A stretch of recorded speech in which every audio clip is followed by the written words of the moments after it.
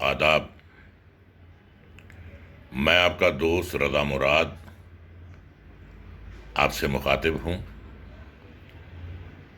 اس تباہ کن سیلاب نے جو آپ سب کو جانی، مالی اور ذہنی نقصان پہنچایا ہے، اس کا ہمیں بخوبی اندازہ ہے۔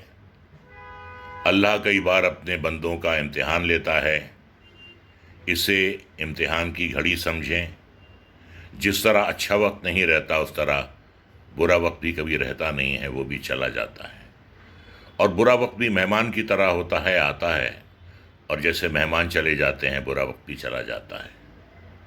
تو میں اللہ تعالیٰ سے بارگاہ الہی میں آپ کی تندرستی کی، آپ کی عمر درازی کی دعا کرتا ہوں، اور یہی دعا کرتا ہوں بارگاہ الہی میں کہ دوبارہ حالات آپ کے ملک میں معمول پر آ جائیں، آپ سب ہمیشہ خوش رہیں، شاد رہیں، آباد رہیں، صحت مند رہیں، آپ کی عمر دراز ہو۔ اللہ تعالیٰ بھی فرماتے ہیں کہ ان اللہ مع صابرین، یہ صبر کی گھڑی ہے، چلی جائے گی۔